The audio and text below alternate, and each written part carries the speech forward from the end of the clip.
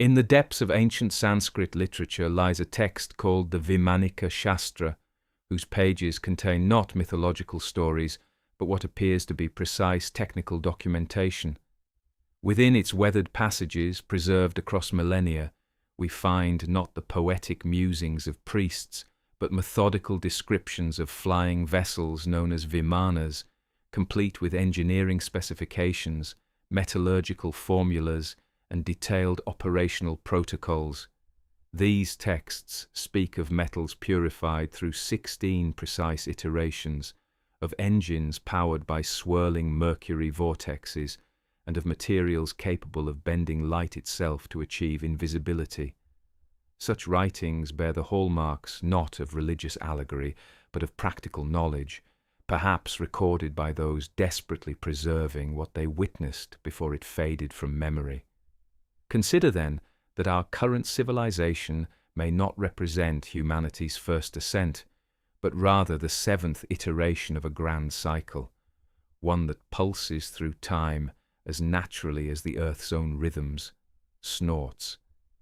Beneath our modern structures, submerged beneath oceans and buried within strata of earth, lie the remnants of societies that reached magnificent heights before vanishing so completely that we convinced ourselves they never existed at all. Yet evidence persists, waiting in places we were never meant to discover, challenging what we thought we knew about our past. If these whispers from the past stir something within you, I invite you to subscribe and join us in exploring the histories that haunt our dreams. And before you drift away, leave a comment sharing where you're watching from and what hour you're keeping. Let us trace these ancient echoes across time zones and continents together. The pattern reveals itself with elegant simplicity. 6 great civilizations rose and vanished completely before our own took root, each achieving heights of knowledge that we are only beginning to comprehend. Barely fathom. Each mapped the stars, built monuments that defied their supposed technological limitations, and left behind knowledge encoded in stone, myth, and memory. And each one fell, not gradually, but catastrophically, leaving only fragments for the survivors to piece together and rebuild from. Tonight, we'll walk through the evidence they tried to erase. We'll descend to the ocean floor, where entire cities rest in the darkness, their streets and temples untouched since the waters rose. We'll examine structures built with precision that modern engineers struggle to replicate, aligned to celestial events with accuracy that requires not just observation, but deep multi-generational understanding. We'll handle artifacts that shouldn't exist, technologies that appeared centuries, sometimes millennia, before their time, and we'll read the texts, the warnings carved in stone and pressed into clay by hands that knew they were running out of time. From Göbeklit's megaliths, built by people who supposedly hadn't invented agriculture yet, to the antether mechanism, an ancient Greek computer that tracked celestial movements with gearwork that shouldn't have existed for another 1,000 years. The pattern repeats, advanced knowledge appearing where it shouldn't, sophistication preceding what we call progress, and everywhere the same haunting suggestion: this has happened before. Perhaps that's why these stories still call to us across the millennia. They remind us that what we call the dawn of civilization might actually be its 7th sunrise, and as we trace the edges of forgotten worlds, you might begin to wonder, as I have, what the 8th civilization will remember about us when our cities too become whispers buried beneath the earth. Before there were tablets, before there were myths, before humanity learned to press memory into clay, the earth itself was keeping records, not in language we could read, but in layers of sediment, in the chemistry of ice cores, in stone that remembers fire, and in ruins that sink slowly beneath rising seas. The earth does not forget. It cannot. Every cataclysm leaves a signature. Every extinction event writes itself into the geological record, and every lost civilization, no matter how thoroughly erased, leaves traces for those willing to look. And when you do look, When you examine what the Earth has preserved, a pattern emerges, not a comfortable pattern, not one that fits neatly into the linear narrative of human progress we've been taught, but a pattern nonetheless, one that suggests we are not the first, that the story of civilization is not a steady climb from caves to cities, but a cycle. Rise, fall, forgetting, and rise again. And the evidence for that cycle is written in stone, buried in ice, and scattered across the ocean floor. It begins with a boundary layer, a thin dark line in the geological record dated to approximately 12,800 years ago, marking the onset of what scientists call the Younger Dryas, a sudden catastrophic return to Ice Age conditions that lasted for nearly 1,300 years. The climate had been warming steadily. The great ice sheets that covered North America and Europe were in retreat. Megafauna roamed forests and grasslands. Early human populations were expanding, developing increasingly sophisticated tool cultures. And then, without warning, everything changed. Temperatures plummeted, the glaciers surged forward again, entire species vanished, and humanity, which had been on the verge of something, was thrown back into survival mode. For decades, the cause of the Younger Dryas remained a mystery. The most widely accepted explanation involved a disruption in ocean currents, a shutdown of the Atlantic meridian overturning circulation caused by massive influxes of glacial meltwater. It was a tidy theory, gradual, mechanical, safe. But it didn't explain everything. It didn't explain the layer of black mat found across North America, a carbon-rich deposit filled with microscopic diamonds, nanodiamonds, the kind that form only under extreme pressure and heat. It didn't explain the platinum anomaly, elevated concentrations of platinum and other rare metals found in sediment cores from dozens of sites across multiple continents, a chemical signature consistent with extraterrestrial impact. And it didn't explain the sudden near-simultaneous extinction of megapora across the northern hemisphere. Mammoths, mastodons, saber-toothed cats, giant ground sloths, all gone within a geological instant. In 2007, a team of scientists proposed an alternative, the Younger impact hypothesis. They suggested that around 12,800 years ago, a comet or asteroid, possibly fragmented into multiple pieces, struck the Earth. The impacts or airbursts would have triggered massive. Wildfires filled the atmosphere with debris and caused sudden dramatic climate shifts. The evidence, they argued, was there. The nanodiamonds, the platinum, the burn layers, the abrupt extinction event. The hypothesis was controversial, fiercely contested by mainstream geology, and yet the evidence continued to accumulate. In 2018, researchers analyzing ice cores from Greenland found a massive impact crater buried beneath the Kiowa Glacier, 31 kilometers wide, consistent with an asteroid strike. The dating placed it right at the Younger DUS boundary. Other craters, other anomalies began to surface. The geological witnesses were speaking, but not everyone wanted to listen. Because if the Younger Deuce was triggered by cosmic impact, if 12,800 years ago the Earth was struck by a fragmenting comet that set the world on fire and drowned coastlines and cataclysmic floods, then the question becomes unavoidable. What was here before? What did the flood erase? And the Earth, patient and silent, offers an answer carved in stone. In southeastern Turkey, on a windswept plateau near the city of Şanlıurfa, lies Göbekli Tepe. The name means potbelly hill in Turkish, an unassuming label for what may be the most important archaeological site ever discovered. When excavations began in 1994, led by German archaeologist Klaus Schmidt, the findings defied every assumption about the origins of civilization.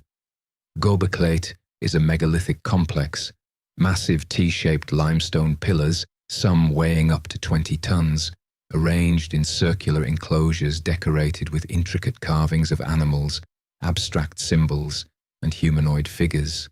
The craftsmanship is extraordinary. The pillars are precisely shaped, smoothly finished, covered in bas-relief sculptures of foxes, lions, bulls, scorpions, and vultures. The site required organization, planning, advanced knowledge of stonework, and likely a large coordinated labor force. None of that should be surprising, except for one detail.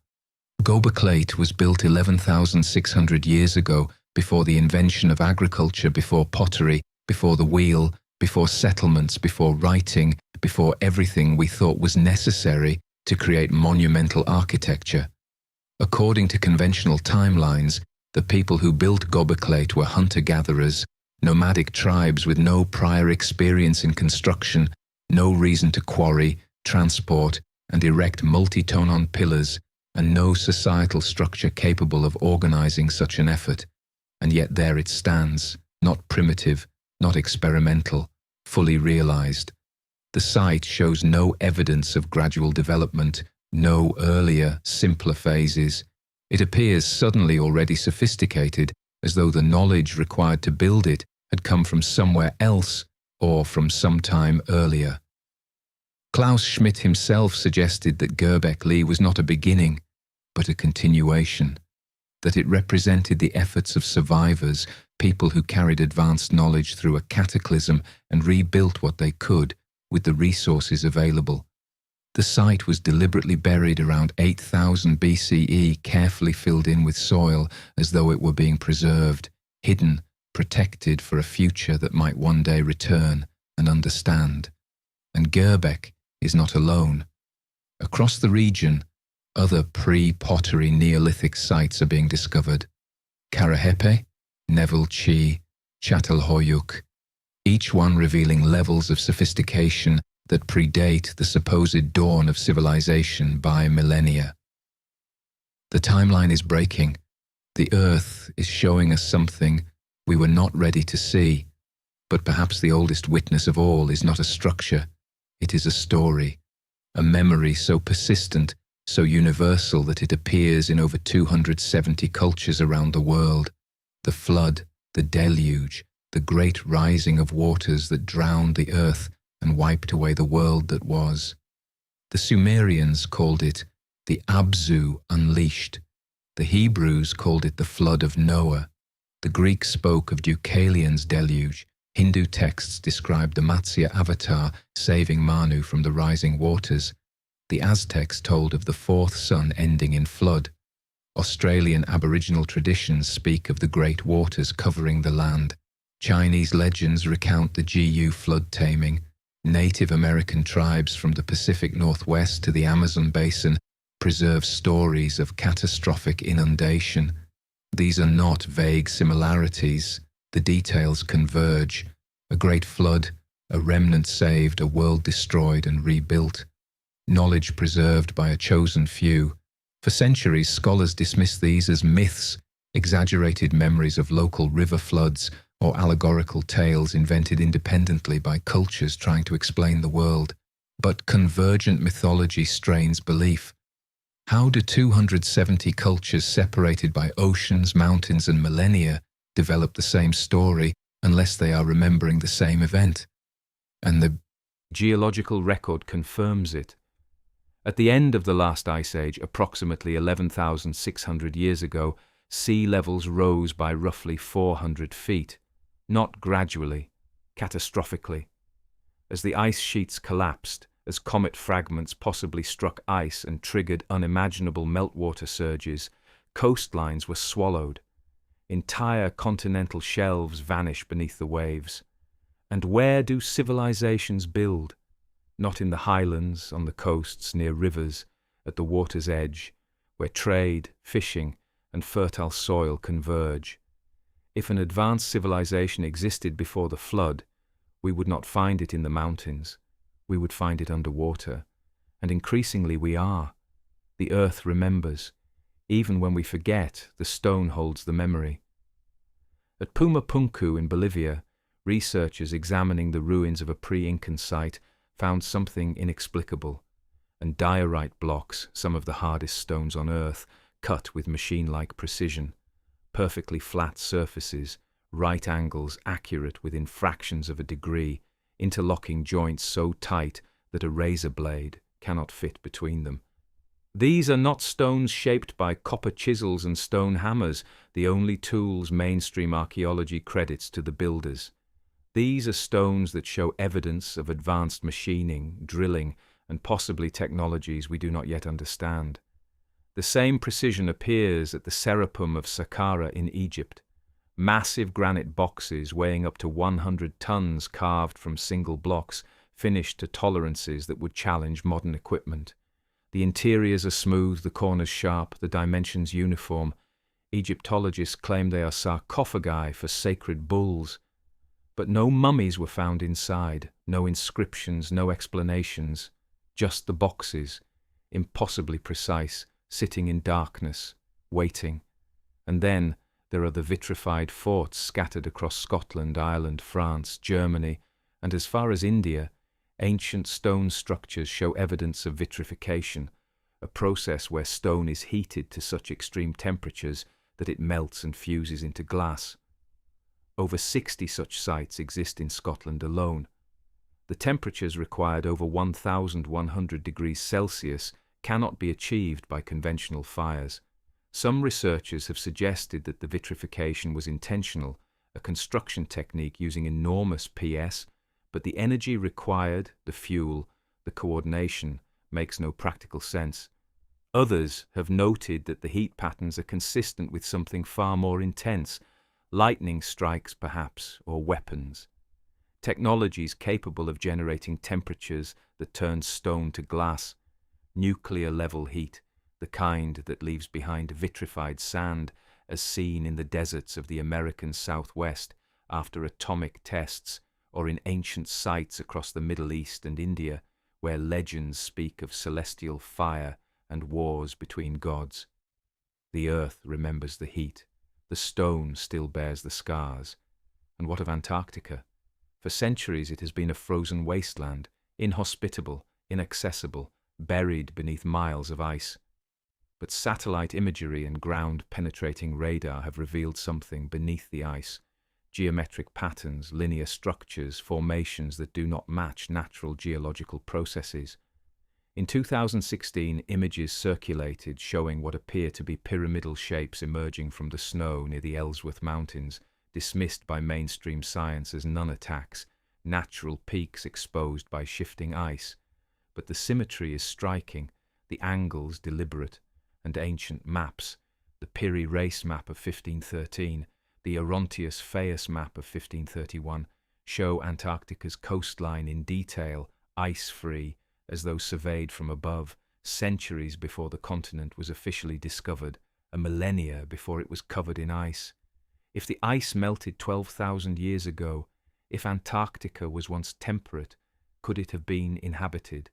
Could structures lie beneath, waiting to be uncovered, preserved in the deep freeze like woolly mammoths in Siberia, perfectly intact, holding the memory of what we were? The ocean, too, holds secrets. In the Baltic Sea, sonar scans revealed an anomaly, a 60-meter circular formation resting on the seafloor with features that resemble ramps, staircases and corridors, smooth surfaces, right angles, rectangular openings. Geologists insist it is a natural formation, glacial debris, basalt columns shaped by ancient lava flows. But those who have dived the site describe something different: intentional construction, symmetry, design. The same pattern repeats across the world. Off the coast of Japan, the Yonauni Monument. Massive stone terraces, steps, pillars, plazas, dismissed as natural erosion by some, recognized as architectural by others. Near Cuba, sonar detected structures at depths of 2,000 feet, megalithic blocks arranged in geometric patterns. Near India's Gulf of Cambe, underwater ruins that date, according to some researchers, to 9,500 years ago, older than Sumeria, older than Egypt, older than anything we are supposed to find. The ocean rose 400 feet. Entire coastlines drowned. If civilizations existed there, They are gone, buried beneath silt and salt, waiting in the deep, silent and patient. For the day, we develop the courage to look. The geological witnesses do not lie. They cannot. The earth records everything, every impact, every fire, every flood, every rise and every fall. And what the earth remembers is this. Something happened 12,800 years ago. The world burned and froze and drowned. Civilizations, if they existed, were erased. And in the aftermath, survivors built monuments like Göbekli Tepe, not as beginnings, but as endings, final acts of preservation before the knowledge was lost. They carved their warnings into stone, buried them carefully, and left them for us. The question is not whether the evidence exists. It does. The question is whether we are willing to see it, to accept that the story we have been told, the neat linear progression from primitive to advanced, is incomplete, that the earth has been keeping a different record all along, a record of cycles, of forgetting and remembering, of civilizations that rose, fell, and left only whispers in stone. And if we are the seventh, as some traditions claim, then 6 came before. 6 rose and fell. 6 were forgotten, and their memories encoded in geology, in myth, in ruins beneath ice and water, are calling to us now, asking us to remember before it is too late, before the cycle turns again. But knowledge preserved in clay tells only half the story. The other half is written in stone, in megalithic blocks weighing hundreds of tons, fitted together with tolerances so precise they defy modern engineering, in pyramids aligned to celestial coordinates with mathematical perfection, in structures scattered across every continent, built by cultures that supposedly never met, yet sharing the same impossible techniques, the same astronomical orientations, the same architectural language. These are not mere monuments. They are statements, declarations carved into the bedrock of the earth, designed to outlast floods, empires, and forgetting itself. And they whisper a question that archaeologists have spent 2 centuries trying to silence. How? The Great Pyramid of Giza stands as perhaps the most defiant enigma in architectural history, not because of its size, though it is staggering. 2.3 million limestone blocks, each weighing between 2.5 and 70 tons, stacked to a height of 481 feet. Not because of its age, though it predates most of recorded history. Constructed, we are told, around 2500 BCE, but because of its precision, a precision that should not exist. The base of the pyramid covers 13 acres and forms a near-perfect square. The sides are aligned to the cardinal directions north, south, east, west, with an accuracy of 360 thousandths of a single degree. Modern surveyors using laser theodolites and GPS struggle to achieve that level of precision. The ancient Egyptians, we are told, accomplished it with copper tools, wooden stakes, and shadow measurements. The blocks themselves are fitted together with such exactness that a sheet of paper cannot slide between them. No mortar binds them, only friction and weight, stone against stone, surface against surface, ground so flat that the joints are nearly invisible. Engineers have measured the tolerances on the casing stones, the smooth white limestone that once covered the entire structure. They found variances of less than 1/100th of an inch across surfaces spanning several feet. To put that in perspective, that is the tolerance standard used in modern aerospace manufacturing. It is the level of precision required to build jet engines and spacecraft components. And yet here it is carved into limestone blocks 4,000 years ago in a civilization that supposedly had no steel, no powered tools, no knowledge of the wheel for construction purposes. How do you achieve 1/100th of an inch accuracy with a copper chisel? You don't. Copper is softer than limestone. It deforms before the stone does. Experiments using replica tools have demonstrated this repeatedly. Copper chisels dull within minutes when used on hard stone. Bronze performs only marginally better, even with iron, which the Egyptians of the Old Kingdom did not possess. Achieving such precision would require not just tools, but measurement systems, calibration standards, and quality control processes that leave no archaeological trace. The standard explanation is that the Egyptians used doerite pounders, dense igneous stones harder than limestone, to bash the blocks into shape.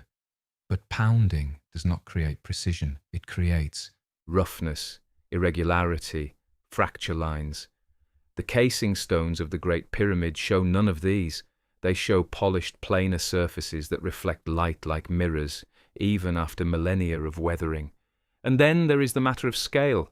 The Great Pyramid is estimated to have taken 20 years to build according to the timeline proposed by mainstream Egyptology.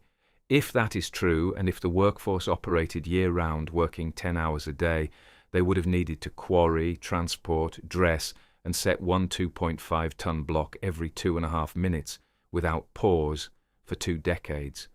Not just place it with sub-millim precision, aligned to cosmic north, integrated into a structure whose internal chambers contain shafts, aimed at specific stars, Orion, Sirius, Alpha, Dryonis, with angles calculated to match their positions in the sky. This is not masonry. This is engineering at a level that suggests knowledge, technology, and methodology far beyond what Copper Age civilization should possess. But the Great Pyramid is not alone. Across the plateau at Giza, across Egypt, and then across the world, the same impossible precision reappears. At Saqqara, the Serapam contains enormous granite sarcophagi carved from single blocks of stone, each weighing up to 100 tons, polished to optical flatness. Engineers have measured the interior surfaces with laser interferometers and found them accurate to within 2 microns. That is 2,000 of a millimeter. That is a tolerance achievable only with modern CNC milling machines. And yet these boxes were carved, we are told, with bronze saws and sand abrasives, then transported through tunnels barely wider than the sarcophagi themselves, lowered into underground chambers, and positioned with enough care to preserve those tolerances. No tool marks remain, no evidence of abrasion, just surfaces so smooth they feel warm to the touch, as though the stone had been softened, moulded, poured. Geopolymer theory offers one explanation, proposed by material scientist Joseph Davidovits in the 1980s. The theory suggests that many ancient megaliths were not carved but cast, that the builders used a form of ancient concrete, mixing limestone aggregate with a geopolymer binder made from natron, lime, and water, creating a slurry that could be poured into moulds and hardened into stone, indistinguishable from natural limestone. Chemical analysis of some pyramid blocks has revealed anomalies, air bubbles, organic fibers, mineral ratios inconsistent with quarried stone, all consistent with casting. If true, it would explain the precision. You don't chisel concrete, you pour it, you mold it to exact specifications, controlling every surface, every angle, every dimension. But it would also require advanced chemistry, an understanding of alkaline activation, binding agents, and curing processes that mainstream history insists did not exist in ancient Egypt. And yet the evidence remains. Blocks that appear cast, surfaces that appear molded, precision that appears impossible unless the method itself was something we have only recently rediscovered or only partially rediscovered. The precision problem extends far beyond Egypt. In Peru, at the fortress of Sacsayhuaman overlooking Cusco, massive andite blocks, some weighing over 200 tons, are fitted together in polygonal masonry so intricate it resembles a 3-dimensional jigsaw puzzle. Each stone has multiple faces, sometimes a dozen or more. Each face ground to fit perfectly against its neighbour, not in straight lines, but in complex interlocking curves. There is no mortar, no gaps.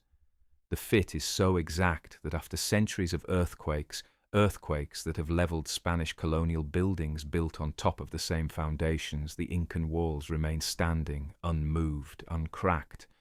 The stones have not shifted because they cannot. They are locked together with a precision that makes them functionally a single mass.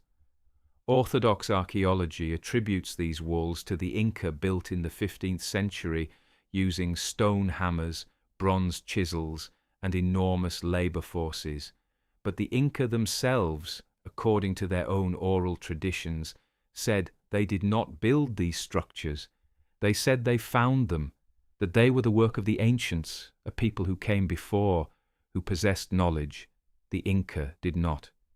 Spanish chroniclers recorded these accounts in the 16th century, writing that the natives spoke of a time when the stones were soft, when they could be shaped like clay, then hardened into permanence. Superstition. The chroniclers concluded myth, but what if it was not? What if the Inca were describing a technology they had witnessed or inherited stories of a process involving acoustic levitation, chemical softening or thermal manipulation, methods that allowed stone to be worked as though it were malleable? There is evidence, small and strange, that such techniques may have existed. In the 1990s, acoustic researchers studying the hypogam of Halsafliani in Malta, a subterranean temple carved into limestone bedrock around 3006 BCE, discovered something extraordinary. Certain chambers within the structure are tuned to resonate at a specific frequency, 110 Hz. When sound at this frequency is produced within the chamber, the entire space vibrates and brain scans of individuals exposed to the resonance show altered activity in the prefrontal cortex, the region associated with emotion, mood, and cognitive function. The builders of the hypogeum did not stumble into this by accident. The walls are carved with niches, loves, and curves that focus and amplify sound at that exact frequency, creating a space where acoustic energy becomes tangible, physical, felt in the bones. This is acoustic engineering, deliberate, sophisticated, purposeful. But why was it ritual, or was it functional? Could sound at specific frequencies be used to alter the properties of stone, to make it softer, easier to work, then allowed to harden once the frequency stopped? Modern experiments with cymatics, the study of sound's effect on matter, have shown that certain frequencies can cause particles to arrange themselves into geometric patterns. That resonance can alter molecular bonding, that ultrasonic vibrations can soften and shape materials at the molecular level. If the ancients understood this, if they had access to acoustic tools capable of generating focused high-amplitude sound waves, then the precision we see in megalithic architecture becomes explicable.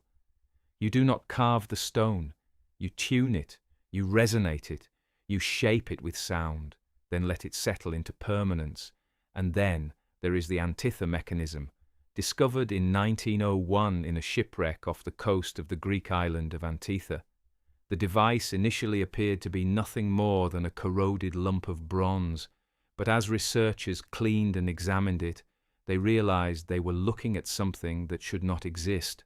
A machine, an analog computer constructed around 100 BCE, containing over 30 interlocking bronze gears, each precisely cut and calibrated, designed to calculate the positions of the sun, moon, and planets, to predict eclipses, and to track the 4-year cycle of the ancient Olympic Games. It is the most sophisticated mechanical device known from antiquity. Nothing even remotely comparable appears in the historical record for another 1,400 years. Not until the development of European astronomical clocks in the 14th century. X-ray imaging and CT scans have revealed inscriptions inside the mechanism, tiny Greek letters carved into the bronze, operating instructions, astronomical data, gear ratios corresponding to known celestial cycles. This was not a one-off curiosity. It was a manufactured instrument implying a tradition of fine metal working, gear cutting, and precision engineering that has left no other trace. Where are the workshops, the predecessor models, the failed prototypes? They do not exist, or rather, they have not been found. The Wai anti-Wira mechanism stands alone, an impossible artifact, a glimpse of a technological capacity that should not have been present in the holistic world. Unless that world was inheriting something older, unless the knowledge embedded in its gears was not invented by the Greeks, but recovered, reconstructed from fragments of an earlier tradition, and the impossibilities multiply. Beneath the waters off the coast of India near the city of Dwarka, marine archaeologists have discovered submerged structures, stone walls, pavements, columns extending across the seabed at depths of up to 120 feet. Carbon dating of organic material retrieved from the site suggests the structures are at least 9,500 years old, placing them firmly in the pre-civilizational period long before the rise of Sumeria, Egypt, or the Indus Valley. According to Hindu tradition, Dwarka was the city of Krishna, a golden metropolis that sank beneath the waves at the end of the age. Myth, scholars said, until the ruins were found, until side-scan sonar revealed geometric patterns on the ocean floor, until divers brought back artifacts, pottery, tools, stones cut and stacked in ways that nature does not produce. Off the coast of Yonaguni, Japan, another submerged structure has puzzled researchers since its discovery in 1987. Massive stone terraces, right-angle cuts, steps, platforms, all carved from solid bedrock now lying 75 feet below the surface. Geologists debate whether it is natural or artificial, but the angles are too precise, the symmetry too consistent, the steps too regular. If it is a monument, it was submerged at the end of the last ice age when sea levels rose and coastal settlements drowned. If it is artificial, it predates all known Japanese civilization by thousands of years. And in 2001, off the coast of Cuba, sonar scans revealed what appeared to be an underwater city. Stone structures arranged in geometric patterns covering an area of several square miles at a depth of 2,000 feet. Subsequent dives captured video footage of megalithic blocks, some appearing to bear symbols or carvings. The site remains largely unexplored, buried underwater, sediment, and official disinterest. These submerged sites all share a common feature. They exist at depths consistent with the flooding that occurred at the end of the Younger Dryas, roughly 11,600 years ago, when global sea levels rose by over 300 feet in a geological instant. If advanced coastal civilizations existed before that event, their cities now rest beneath the ocean, preserved in salt water and sand, waiting to rewrite history. Or perhaps not waiting, perhaps already found, already catalogued, and quietly ignored because they do not fit the timeline. And then there are the objects that defy even chronology itself. In 1851, workers breaking open a lump of coal in Massachusetts discovered a metallic bell-shaped object embedded within it. The coal was from the Carboniferous period, roughly 300 million years old. In 1885, a block of coal in Austria split open to reveal a small metal cube, edges worn smooth, composition consistent with machine-tooled steel. In 1912, employees at a power plant in Oklahoma broke apart coal and found an iron pot cast in a mold, its surface decorated with an inlaid floral design. In 1961, rockhounds in California cut open a geode and discovered inside what appeared to be a mechanical device, a ceramic casing surrounding a metallic core with threads resembling a modern spark plug. Examination suggested it was approximately 500,000 years old, based on the fossilized material encasing it. These objects are called UARTs, out-of-place artifacts. They are dismissed as hoaxes, misidentifications, or anomalies, but they accumulate, they persist, and they suggest something profoundly unsettling. That human history, or the history of technologically capable beings on this planet, may be far longer and far stranger than we have been taught. But perhaps the most haunting architectural mystery is the simplest. The pyramids, not just Egypt's pyramids, all of them. Across Mexico, the Pyramid of the Sun at Teotihuacan. Across Central America, the temples of Tekal. Across Asia, the stepped structures of Java and China. Across the Pacific, the platforms of Polynesia. Cultures separated by oceans, by millennia, by language, religion, and technology, all building the same shape. The pyramid, the stepped mountain, the stairway to the heavens, and almost universally these structures are aligned to the cardinal directions, oriented to celestial events, encoding astronomical knowledge in their dimensions, their angles, their proportions. Why? Why would disconnected peoples independently decide that the best way to reach the gods, to preserve knowledge, to demonstrate power, was to stack stones into a mountain and align it to the stars? Unless they were not independent, unless the pyramid was not invented multiple times, unless it was remembered. A template carried by survivors of an earlier age.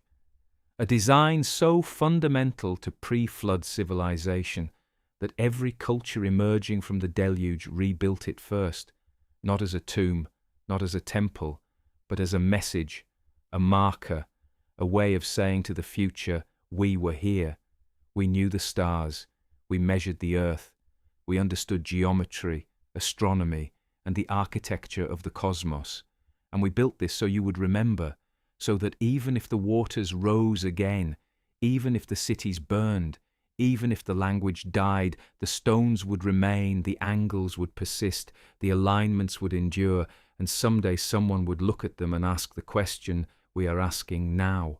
Who built this? And how did they know? The structures that should not exist do exist. They stand in the desert, sink beneath the sea, emerge from coal seams, and crown mountains on every continent. They are not anomalies. They are evidence. Evidence of a capacity, a knowledge, a technological sophistication that predates the accepted origin of civilization. They are the architecture of a forgotten world. And they are still speaking, still waiting, still defying every explanation we offer. Because the truth is not that these structures are impossible. The truth is that we have forgotten what was possible, and the stones remember what we do not. But knowledge is not only preserved in texts and star charts. Sometimes it hides in objects, objects that should not exist, objects that sit in museum display cases behind polished glass, catalogued, dated, and quietly ignored because they contradict everything we've been taught about the linear progression of human capability. They are technological echoes, whispers of sophistication that arrive too early.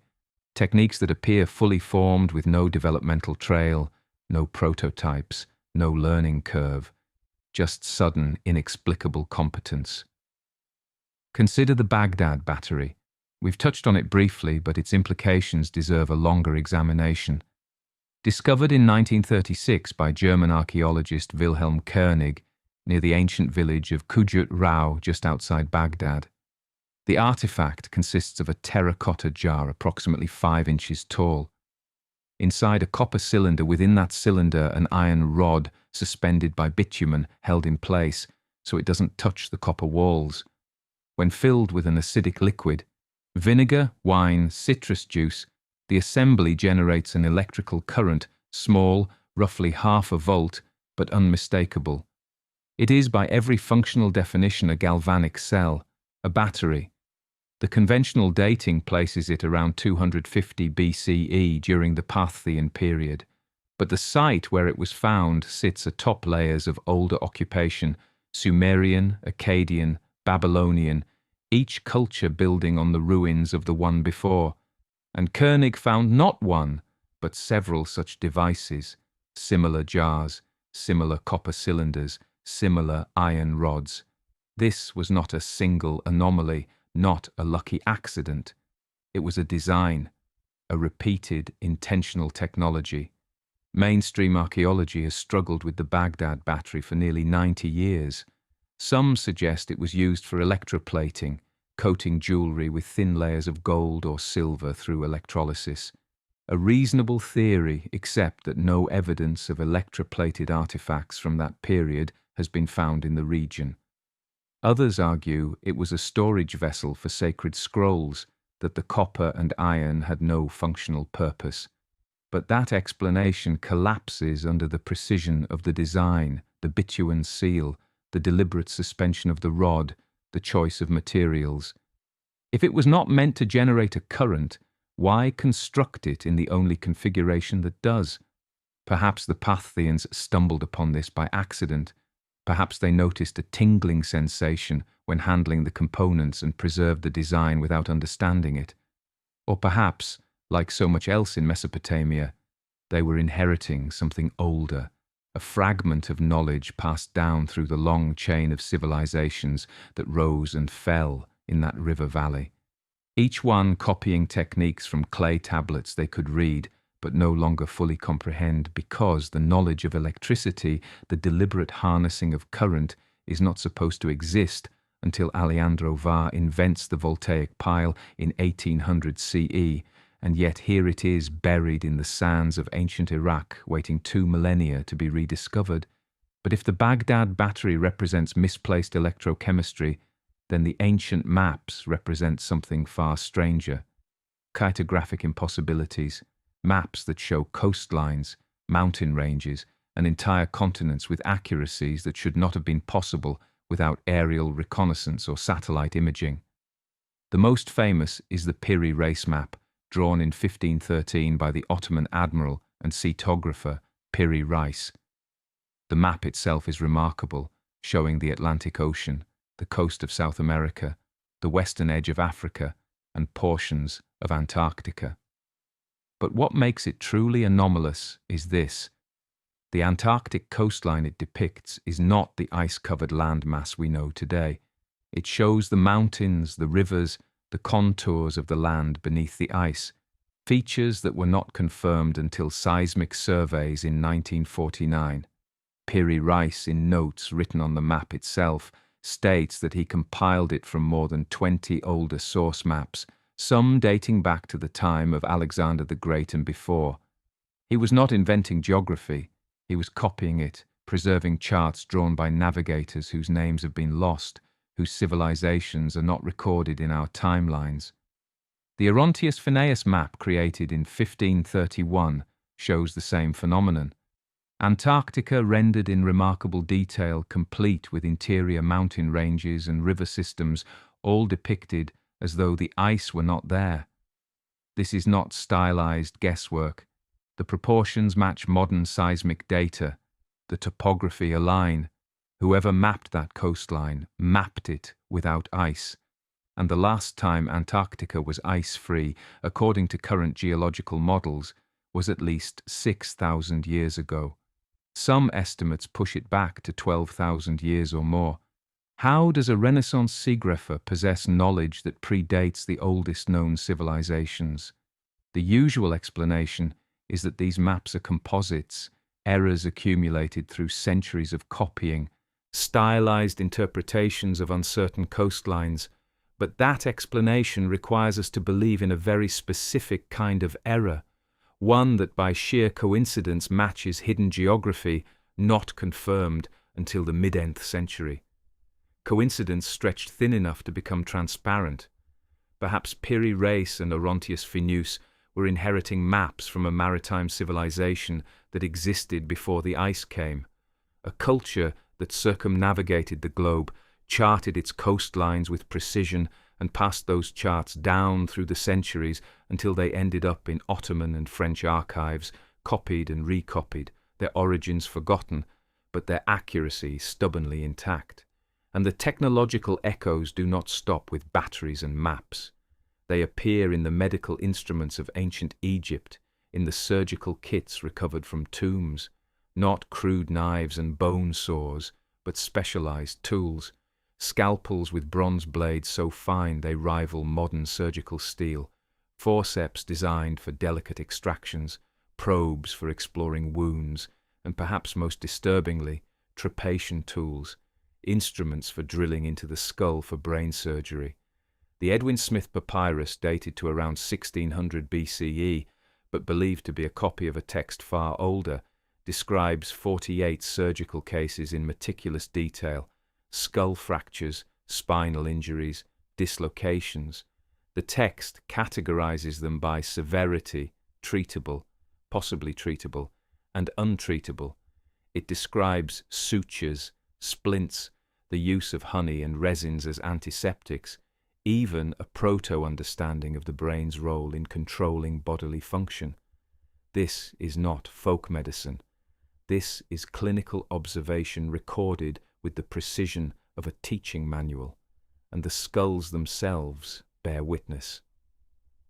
Archaeologists have found ancient Egyptian remains with healed trepanation wounds, the bone regrown around the edges of surgical holes. The patients survived. They lived long enough after the procedure for the bone to calcify, to seal over, to heal. Someone thousands of years ago was opening skulls, treating brain injuries, and closing the wounds with enough skill that the patient lived. How? Some scholars suggest that ancient physicians learned through trial and error, through centuries of accumulated observation. But the procedures described in the Edwin Smith papyrus show no signs of experimentation. They are standardized, confident, the product of an established tradition. And the instruments themselves discovered in tombs and temples are not primitive precursors to modern tools. They are modern tools, only older. Then there is the Dendera light. In the temple of Hathather at Dendera, on the walls of a subterranean crypt, there is a series of reliefs that have puzzled Egyptologists for over a century. The carvings depict large bulbous objects, elongated and tubular with serpentine forms coiled inside them. These objects rest on pillars resembling insulators. Cables extend from their bases. Figures stand beside them holding the objects aloft. And in some scenes, smaller figures appear to operate them, manipulating what looks like controls or connections. To the orthodox interpretation, these are mythological representations. The serpent is the god Humptus emerging from a lotus. The bulbous object is symbolic, not literal. But to engineers examining the same reliefs, the imagery is unmistakable. The shape resembles a Crookes tube, an early cathode ray device used in the 19th century to study electrical discharge through vacuum. The serpent resembles a filament, the kind used in incandescent bulbs. The pillars resemble ceramic insulators. The cables resemble cables. Could the ancient Egyptians have possessed electric lighting? Orthodox history says no. Electricity was not harnessed until the 1800s. But if they didn't, why carve something so functionally specific? Why depict objects with components that, from an engineering standpoint, make perfect sense if the goal was to generate light through electrical discharge?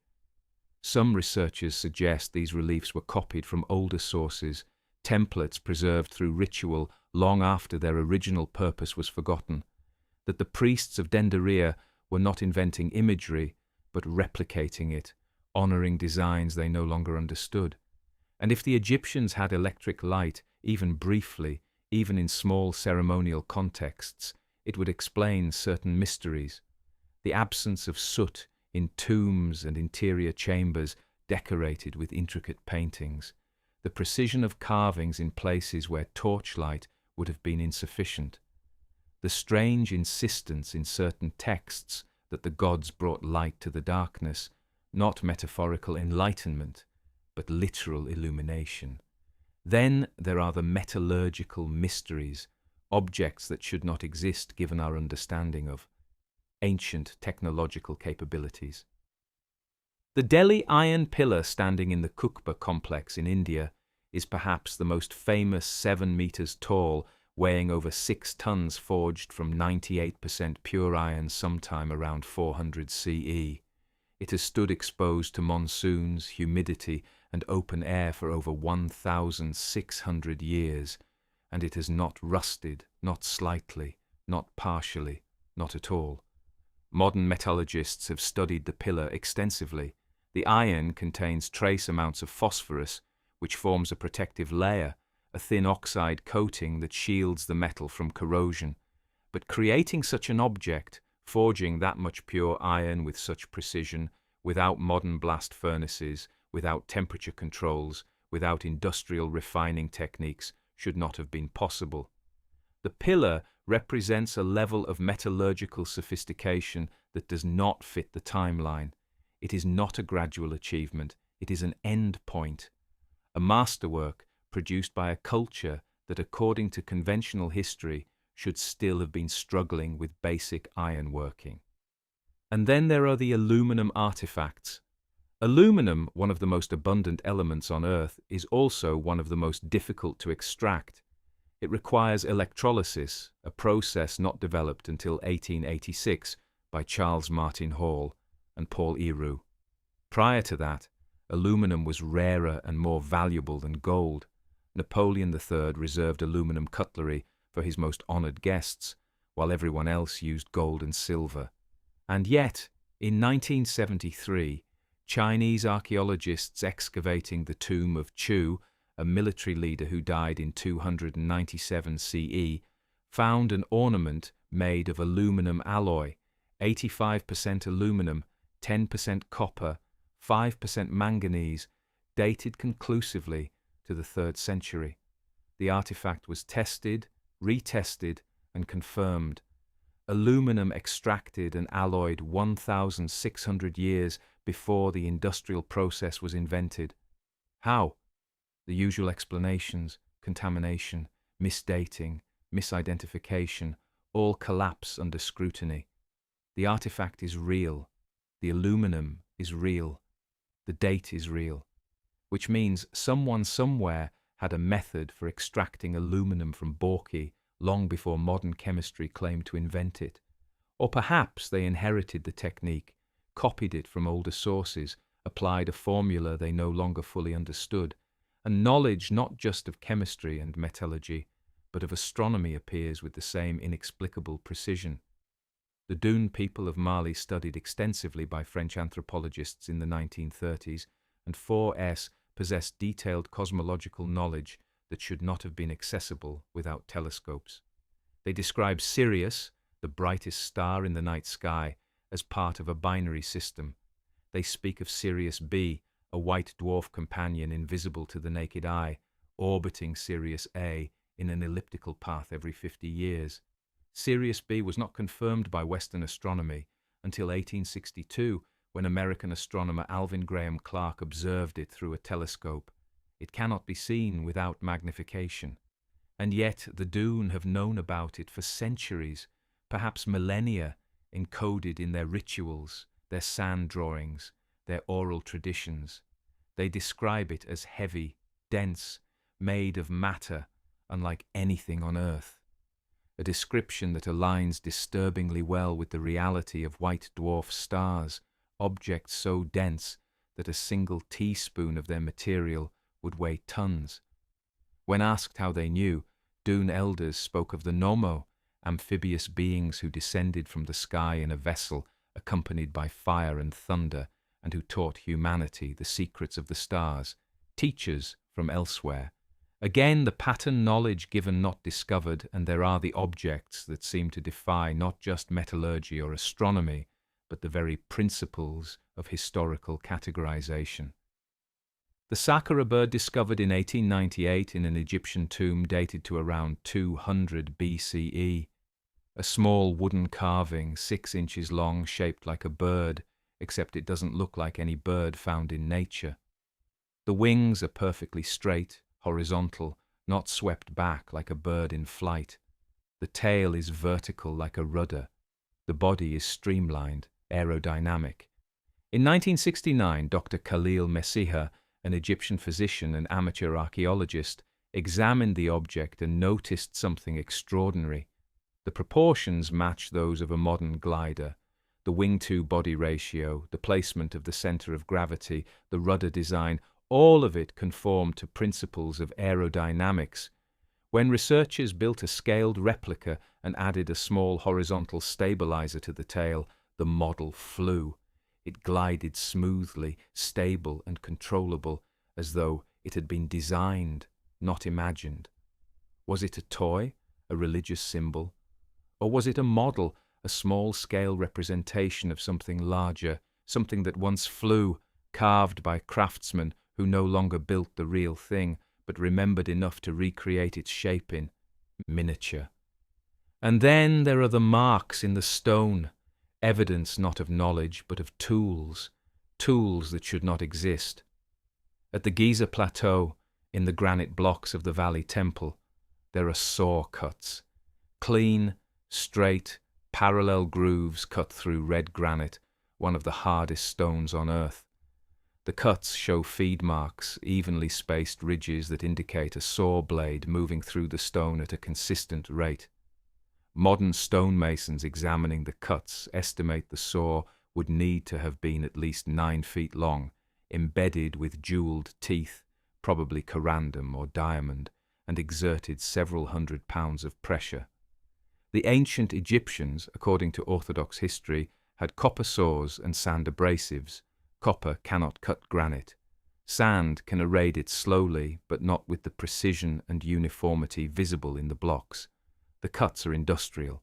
They are machine-made, and they are everywhere in the temples, in the quarries, in unfinished statues and blocks, as though an entire infrastructure of precision stone cutting existed and then vanished, leaving only the marks behind. Core drills show the same anomaly. Cylindrical holes bored into granite and basalted with spiral grooves indicating a feed rate of 1 inch per revolution. Modern drills using diamond tip bits achieve a feed rate of 1 inch per 5 revolutions. Whatever the ancient Egyptians used was 5 times more efficient than modern technology. Christopher Dunn, a precision engineer who has spent decades studying these marks, concluded that the ancient Egyptians possessed advanced machining tools, possibly ultrasonic drills or saws using high-frequency vibration to cut through stone. Not because they invented them, but because perhaps they inherited them, or because they were taught by someone who had. The technological echoes do not follow the narrative of progress. They do not show a steady accumulation of knowledge, a slow climb from simplicity to sophistication. They show peaks, sudden heights of competence followed by collapse, followed by slow recovery, as though humanity keeps reaching a certain level and then falling and then climbing again, only to find that the summit was already reached before by others whose names we no longer remember. The question is not whether ancient peoples were clever. They were. The question is whether cleverness alone accounts for the precision, the consistency, the sophistication embedded in objects and marks and formulas that appear fully formed at the very beginning of recorded history, or whether perhaps these are not inventions at all, but remnants, echoes of technologies developed by a civilization that came before. A civilization that understood electricity, aerodynamics, metallurgy, astronomy, and precision machining, and then, for reasons lost to time, collapsed, leaving only fragments behind, objects too durable to erode, too precise to be forgotten, too strange to be explained. We call them anomalies, but perhaps they are not anomalies at all. Perhaps they are memories, silent, patient, waiting in the stone and clay and metal for us to finally ask the right question. Not how did they do this, but who taught them. History, we are told, is written by the victors. But what if the true history was written by the survivors? Not the survivors of wars or political upheavals, but the survivors of something far more catastrophic. The witnesses to the end of a world scattered across every continent, preserved in languages both living and dead, encoded in myths that scholars have dismissed as primitive superstition. There exists a library, not a physical library, though fragments of it once existed in Alexandria, in Nanda, in Timbuktu.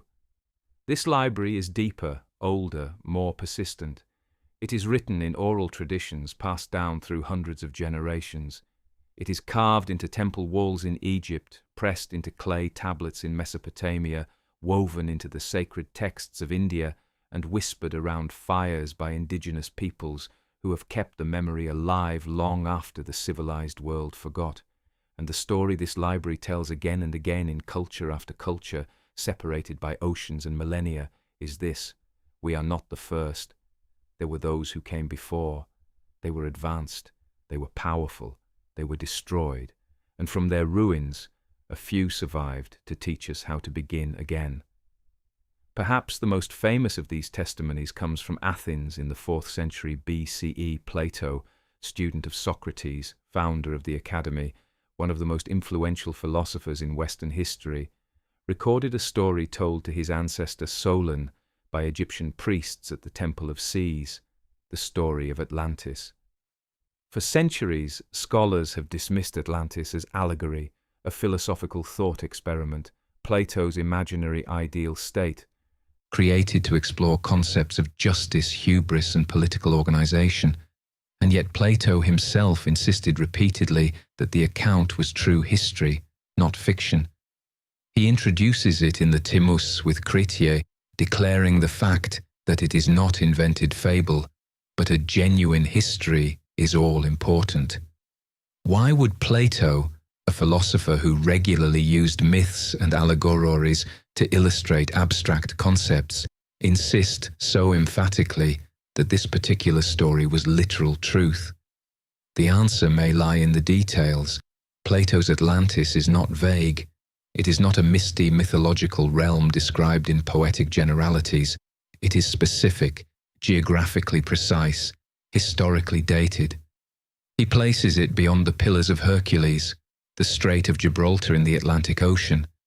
He describes it as larger than Libya and Asia combined, a vast island empire with a sophisticated harbour system, concentric rings of water and land, advanced metallurgy, and a naval power that dominated the Mediterranean, and he dates its destruction to 9,000 years before Solon's time, approximately 9,600 BCE, a date that aligns almost perfectly with the end of the Younger Dryas period.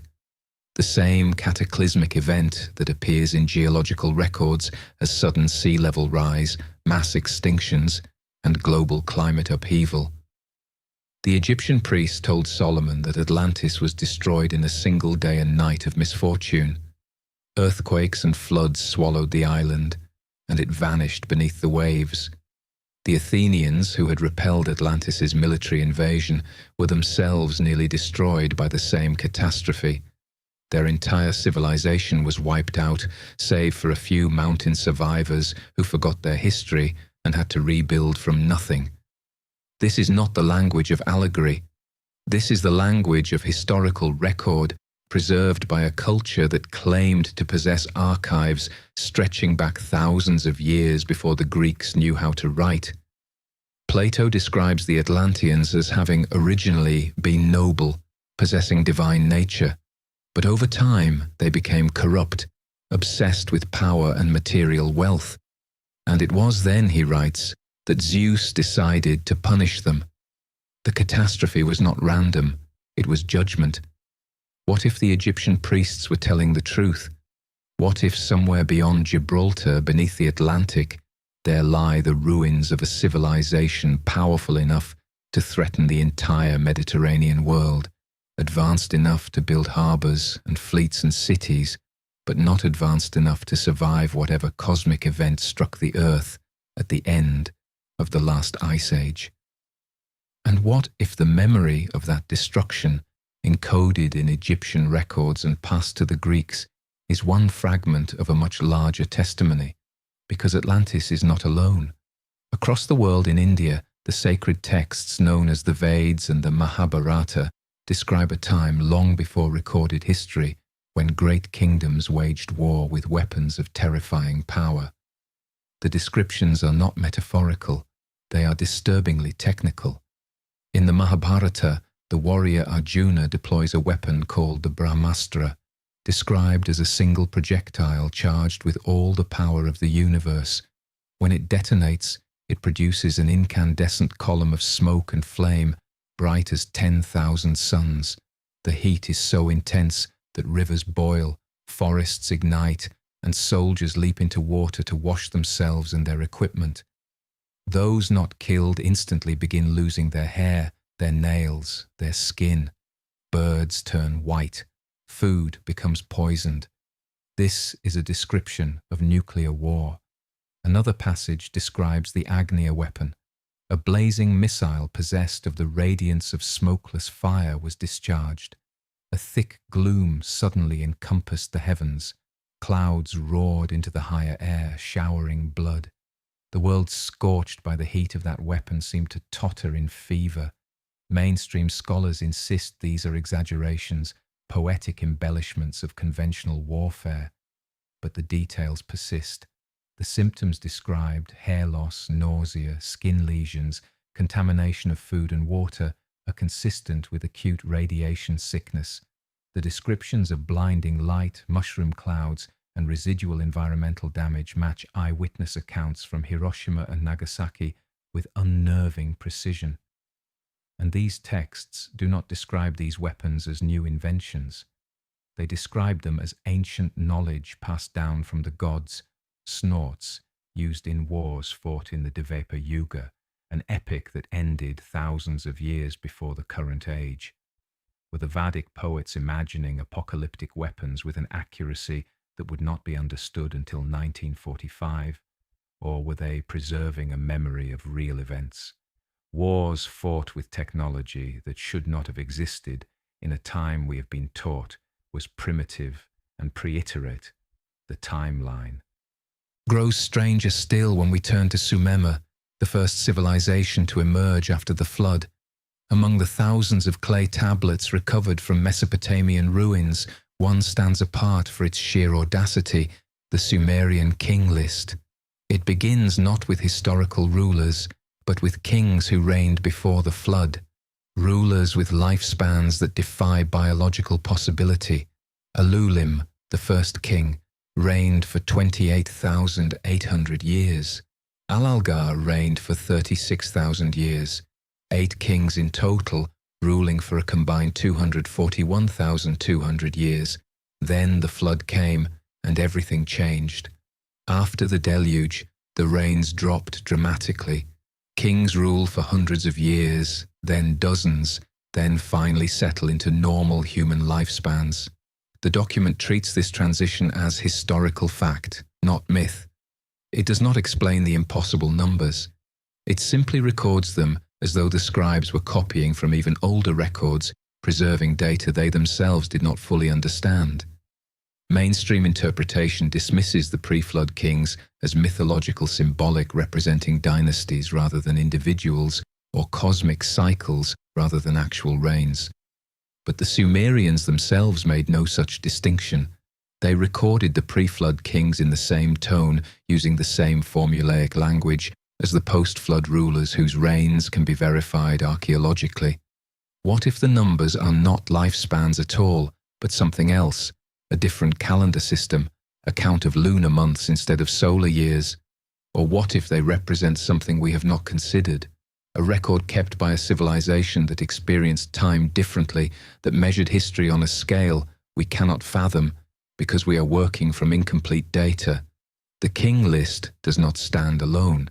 It echoes another testimony from another ancient culture that also claimed to remember a time before history.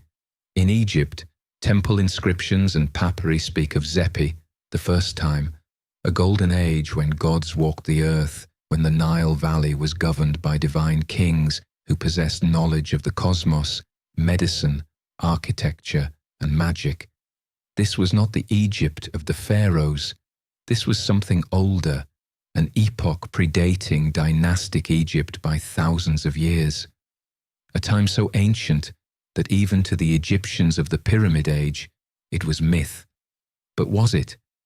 The Edfu building texts inscribed on the walls of the Temple of Horus described the founding of Egypt as an act of restoration. The texts speak of the 7 sages, beings of immense knowledge, who came to the Nile Valley after a great catastrophe destroyed their homeland, which they called the Island of the Egg. These sages established temples at sacred sites, encoding astronomical and mathematical knowledge into the architecture, ensuring that the wisdom of the first time would not be lost again. The texts describe this lost homeland as having been consumed by water, its inhabitants scattered, and the sages who survived became the culture bearers, the teachers, the founders of a new civilization built on the memory of what had been destroyed. This is not isolated mythology. This same narrative appears across the ancient world. In Mesoamerica, the Aztecs and Maya speak of Quetzalcoatl, the feathered serpent, a bearded, light-skinned figure who arrived from across the sea after a great flood, bringing agriculture, astronomy, writing, and law. He taught the people to build cities, to track the stars, to organize their society, and then he departed, promising to return. In the Andes, the Inca speak of Viraocha, the foam of the sea. A tall, bearded man who emerged from Lake Titicaca after the world was destroyed by flood. He traveled through the highlands, teaching the survivors, raising up stones with a touch, creating the sun and the moon, and establishing order before vanishing across the Pacific. In Egypt, it was Osiris who brought civilization to the Nile, taught agriculture and law, and whose death and resurrection became the central myth of Egyptian religion. In Sumer, it was Oannes, a fish-like being who emerged from the Persian Gulf, taught humanity writing, mathematics, and agriculture, and returned to the sea at night. Different names, different cultures, but the same story. After the catastrophe, teachers came. They were not human, or if they were survivors of something lost. They brought knowledge that allowed civilization to restart, and then their work done, they disappeared. Were these myths deified memories of early leaders, or were they testimonies fragmented but consistent of actual survivors from an earlier advanced civilization scattered by cataclysm who dedicated themselves to ensuring that humanity did not lose everything? That question becomes harder to dismiss when we turn to the texts that were almost erased entirely. The Book of Enoch, an ancient Jewish apocalyptic text, was excluded from most versions of the Bible. It survives only because Ethiopian Christians preserved it, copying it by hand through centuries when the rest of the world forgot it existed. Rediscovered in the 18th century, it describes a pre-flood world in shocking detail. Enoch tells of the Watchers, angelic beings who descended to earth and taught humanity forbidden knowledge, metallurgy, astronomy, cosmetics, weaponry, enchantments, and the secrets of the heavens. They intermarried with human women, producing the Nephilim, giants of immense strength and appetites. The world became corrupt, violent, filled with knowledge humanity was not ready to wield responsibly. And so the flood came, a divine reset, an eraser. Enoch himself is taken up to heaven before the deluge and shown visions of what will come. He sees the destruction, the few survivors, the slow rebuilding, and he is commanded to write it all down, to preserve the testimony so that future generations will know what happened and why. What is striking is how similar Enoch's account is to Plato's Atlantis, to the Sumerian flood myths, to the Vedic descriptions of cyclic destruction, a world of advanced knowledge, corruption, catastrophe, a remnant preserved to start again. These were not independent inventions. They are echoes of the same memory refracted through different cultures, languages, and theologies. And that memory was not confined to the so-called civilized world. The Hopi of North America speak of emerging into the fourth world after 3 previous worlds were destroyed, one by fire, one by ice, one by flood. Each world became corrupt, and each time the Creator destroyed it, saving only those who remembered the sacred teachings. Aboriginal Australians, whose oral traditions stretch back tens of thousands of years, describe a time when the sea levels rose, swallowing the coastlands, when the sky burned, and when their ancestors fled inland to survive. These are not vague myths. They describe specific geographical features now submerged, coastlines that existed only during the Ice Age, memories preserved across 400 generations. The consistency is undeniable. From Greece to India, from Egypt to the Andes, from Mesopotamia to the Pacific, the testimony is the same. We are not the first. There were others. They fell. We are what remains. And yet, for all this testimony, for all these voices reaching across millennia, how much has been silenced? How much was deliberately destroyed? The Library of Alexandria, the greatest repository of knowledge in the ancient world, burned. Whether by accident or arson, the result was the same. Tens of thousands of scrolls lost, works by scholars whose names we will never know, histories of peoples whose stories vanished into smoke. Nanda, the great Buddhist university in India, was raised in the 12th century. It burned for 3 months. Thousands of texts, cosmological treatises, astronomical charts, philosophical works gone.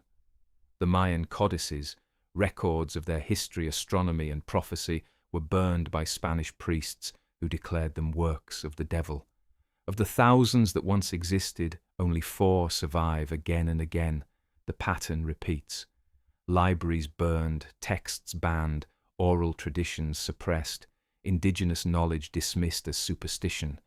A systematic erasure, sometimes accidental, often intentional, of the testimonies that might force us to reconsider everything we think we know about our past. But the memory persists in fragments, in myths, in sacred texts preserved by cultures who understood that forgetting is the final death. The ancients tried to tell us. They carved it in stone, pressed it into clay, wove it into song, and passed it down through the generations. They warned us that we are not the beginning, that civilization has risen before, that it has fallen before, that we are living in the light of a fire that has been extinguished and rekindled more than once. And perhaps buried in these testimonies, encoded in these myths, there is something more than history. Perhaps there is a warning. There is a number that appears everywhere, carved into temple walls from Egypt to Cambodia, encoded in mythological narratives from the Vedas to the Popov Vuh, whispered through oral traditions that predate writing itself, 25,920. The number of years it takes for Earth's axis to complete one full wobble through the zodiac, a phenomenon astronomers call the precession of the equinoxes, and the ancients, separated by oceans and millennia, all knew it. They tracked it, they measured it, they built monuments to commemorate it. But more than that, they feared it, because to them, this vast cosmic clock was not merely an astronomical curiosity. It was a warning, a calendar counting down to something that had happened before and would happen again.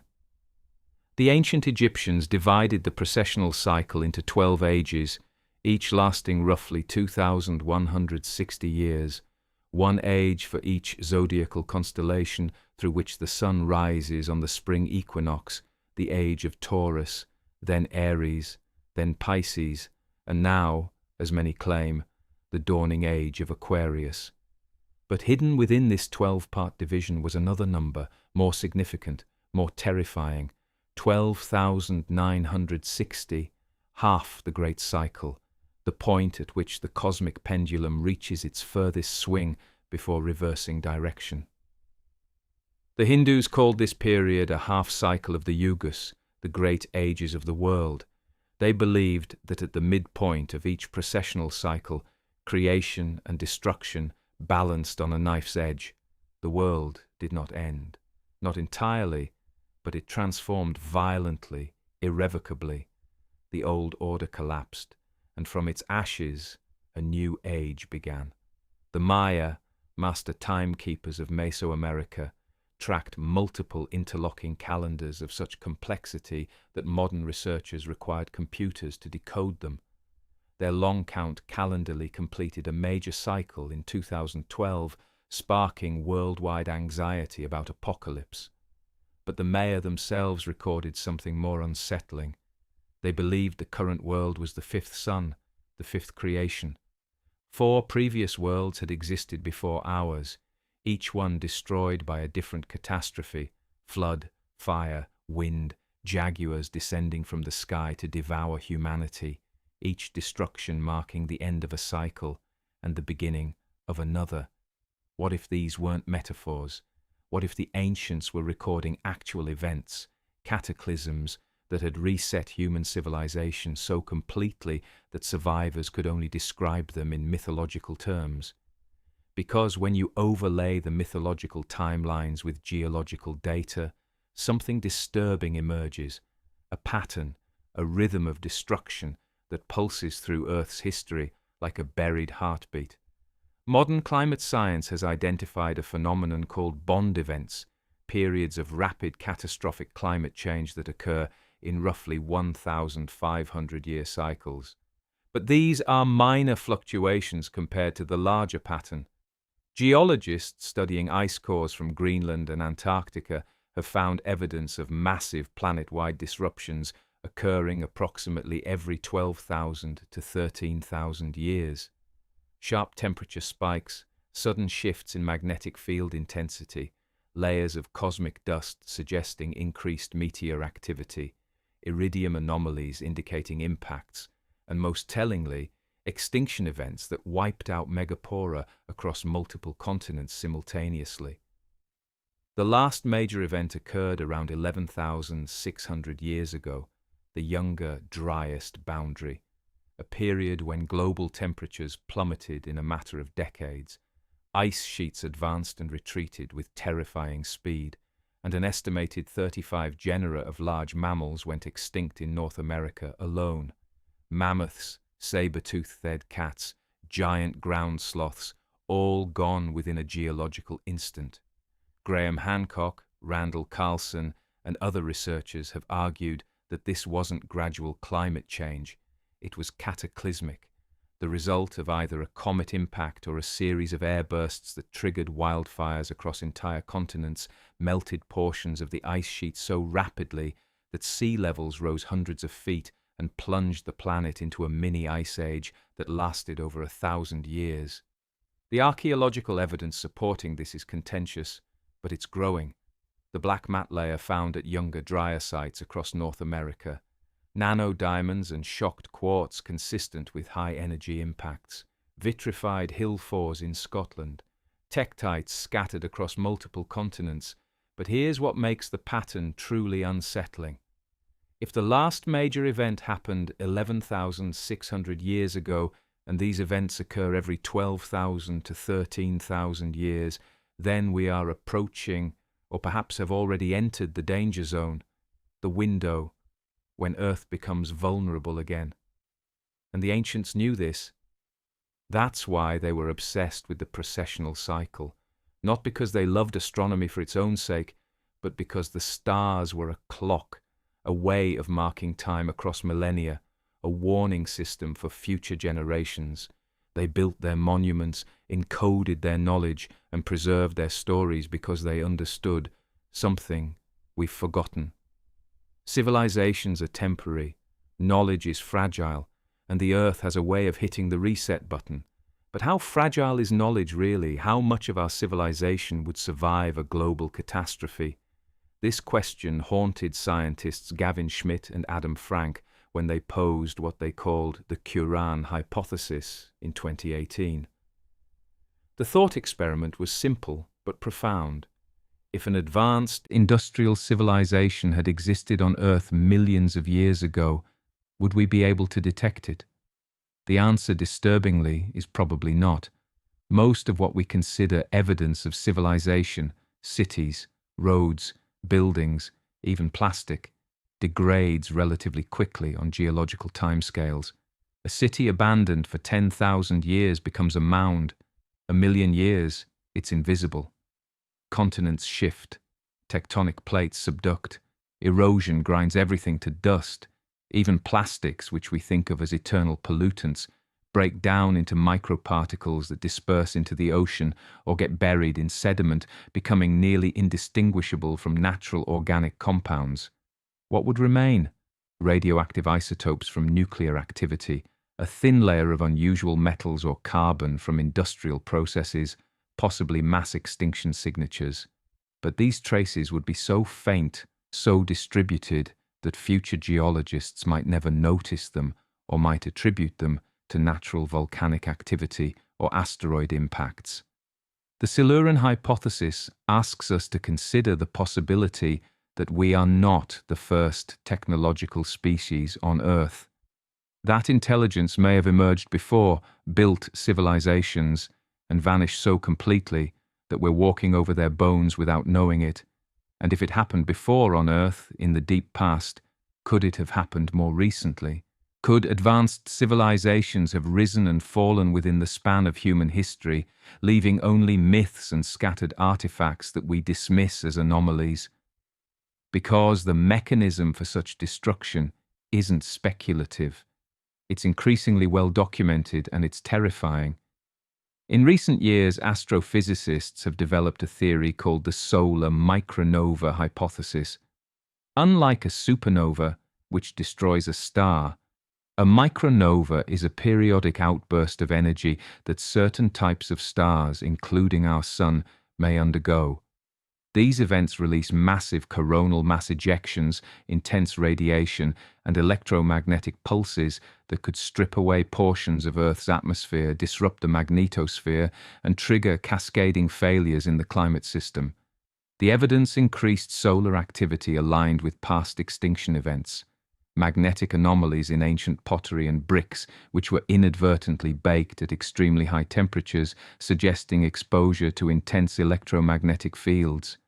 Ice core data showing sudden spikes in cosmic radiation, and perhaps most compellingly, the behavior of Earth's magnetic field itself.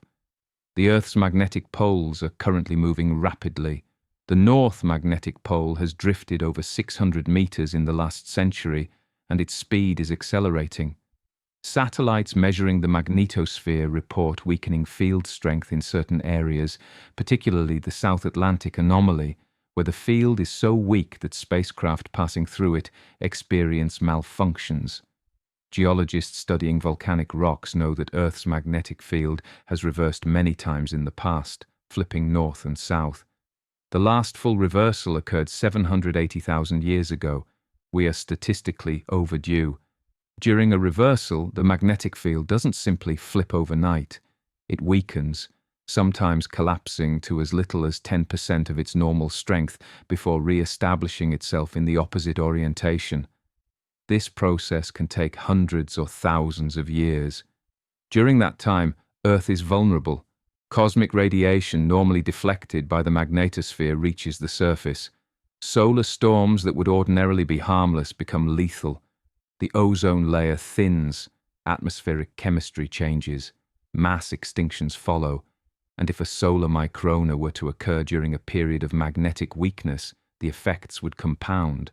A planet-wide catastrophe, electrical grids destroyed, satellites incinerated, agriculture collapsed, coastal cities drowned as ice sheets destabilize, survivors scattered into isolated pockets, struggling to preserve any knowledge at all. Sound familiar? It should, because we've seen exactly this pattern in recorded history.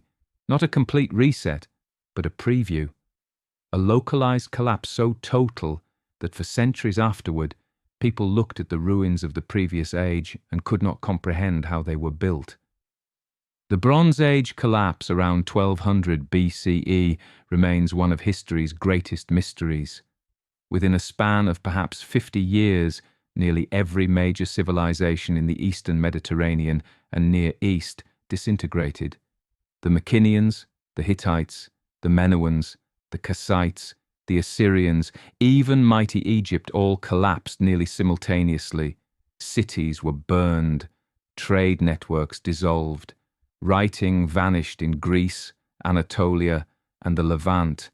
The population of the eastern Mediterranean dropped by an estimated 75%. For over 3 centuries, the region plunged into a dark age. Literacy disappeared. Monumental architecture ceased. Art became crude. Technology regressed. Iron tools replaced bronze, not because iron was superior. At first it wasn't, but because the complex trade networks required to obtain tin for bronze alloy had been destroyed. Survivors reverted to whatever materials they could find locally. When civilization re-emerged centuries later, the people of the classical age looked back at the ruins of Mycenae, Nos and Troy, and could not believe humans had built them. They attributed them to cyclops, giants, demigods. The Mycenaean Lion Gate, with its massive stone blocks, was said to have been erected by beings of superhuman strength. The Greeks had no memory of the engineering techniques. The knowledge had been lost. What caused the collapse? Theories abound. Earthquake storms, climate change, famine, invasion by the mysterious sea peoples, a perfect storm of interconnected failures. But the pattern is unmistakable. A sophisticated, interconnected, literate civilization collapsed so completely that within 3 generations, descendants of palace scribes could not read the tablets their grandparents had written. Knowledge once lost becomes legend. Legend becomes myth. Myth becomes silence. And this was only a regional collapse. Imagine a global one. Imagine a scenario where a solar event, magnetic reversal, comet impact, or some combination thereof triggers worldwide catastrophe. Infrastructure fails, governments dissolve, populations plummet. Within 50 years, anyone who remembers the old world is dead. Their children, raised in survival mode, know only fragments. Their grandchildren living in the ruins view the artifacts of the past as magical relics. Cargo cults emerge. Tribes worship the machines they no longer understand. They carve images of airplanes and ships into stone, not as technology, but as gods. This is not speculation. We've seen it happen. In the aftermath of World War II, isolated tribes in the Pacific Islands who had witnessed Allied and Japanese military bases constructed elaborate imitation runways and control towers made from wood and bamboo. They believed that if they replicated the forms, the cargo planes would return, bringing goods from the sky. The technology became ritual, function became myth. Now imagine that process stretched over not decades but millennia. An advanced civilization collapses, survivors scatter, knowledge fragments. Within 1,000 years, descendants remember only that the ancestors were powerful, that they commanded forces of nature, that they built impossible structures. Within 10,000 years, even that memory is garbled, preserved only in the distorted stories we call mythology. But not all knowledge is lost, because throughout history, across cultures, there have always been knowledge keepers, groups that claimed to preserve ancient wisdom, to guard secrets passed down from before the flood, before the catastrophe, before the forgetting. The Egyptian priesthood maintained that their knowledge came from Teth, the god of wisdom, who had lived in a previous age. They taught Pythagoras, Plato, and other Greek philosophers, sharing mysteries that they claimed predated the pyramids. The Eleusinian mysteries of Greece promised initiates visions of the afterlife and hidden truths about the cosmos, secrets that were never written down, only transmitted orally, and which died with the last priests when the mysteries were outlawed in the 4th century CE.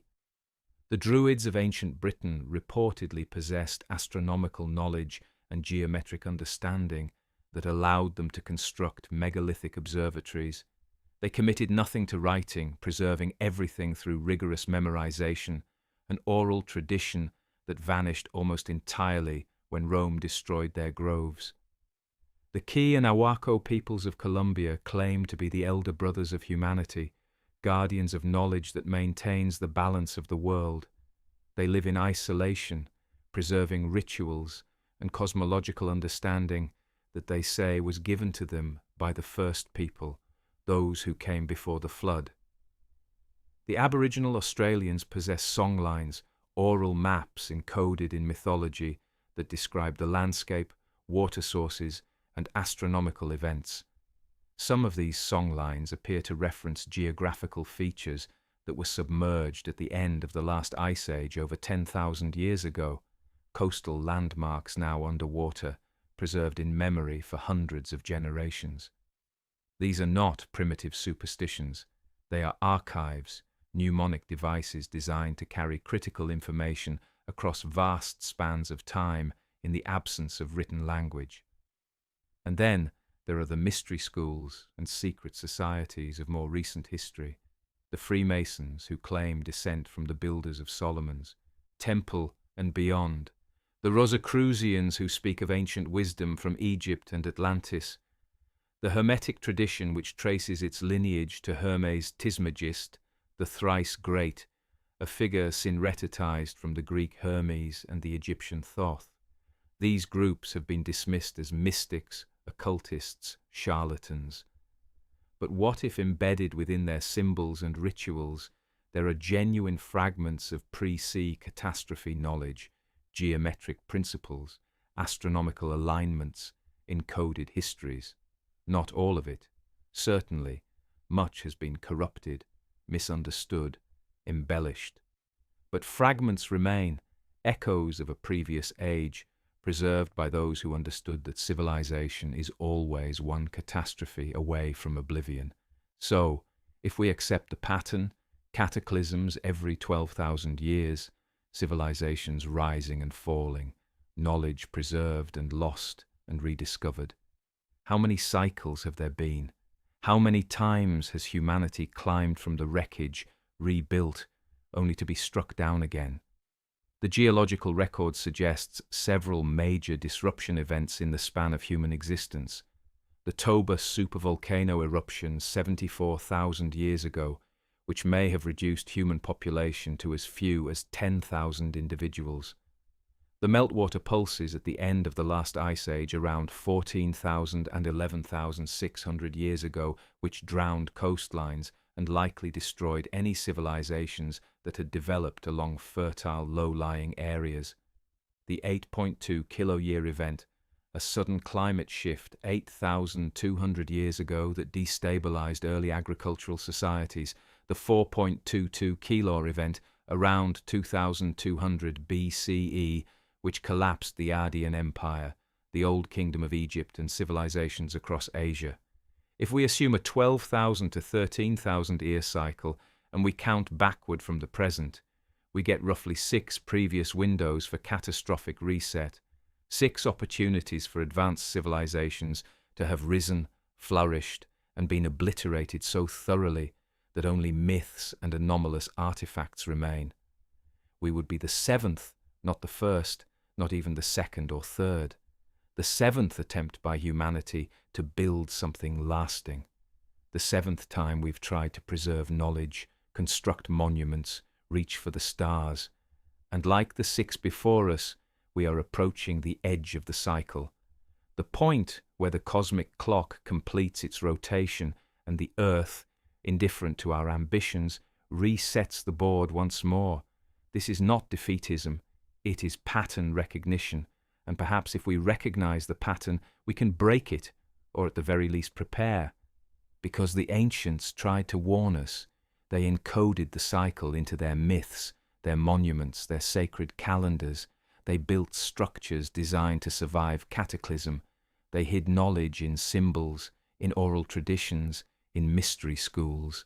They did everything they could to ensure that when the reset came, some fragment of understanding would survive.